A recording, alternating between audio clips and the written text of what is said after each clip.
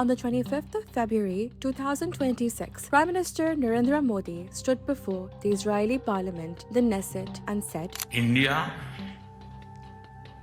stands with Israel firmly, with full conviction in this moment and beyond. 36 hours later, US and Israeli missiles began striking Iran, and India, one of the world's most powerful nations, said nothing. Why? This isn't a distant war for India.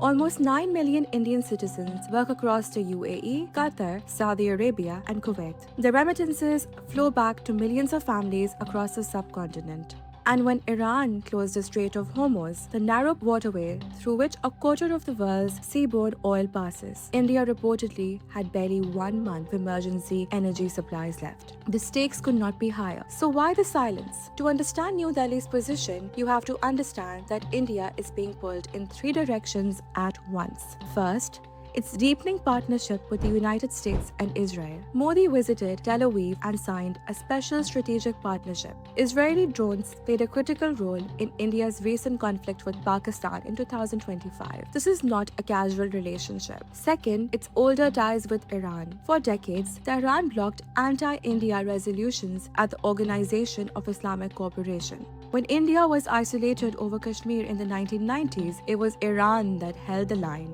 Donald Trump और Israel दोनों ने भारत के दोस्त Iran पर हमला किया। Third, India's entire foreign policy identity, what it calls strategic autonomy. The idea that India answers to no bloc, that it can trade with Russia, partner with America, and keep the door open to Iran all at once. The Iran war is forcing a question India has spent decades avoiding. Can you be everyone's friend when everyone is at war? Here's the contradiction in plain terms. India condemned Iranian missile attacks on Gulf states. It said nothing about the initial US-Israeli strikes on Iran. When the Shanghai Cooperation Organization, the SCO, which includes Russia, China, and Pakistan, passed a resolution condemning Israel's strikes as violations of international law, India was the only member to distance itself. The opposition in India was blunt. She called New Delhi's posture not neutrality, but abdication. A former Indian ambassador put it even more plainly. But defenders of the Modi government offer a different read.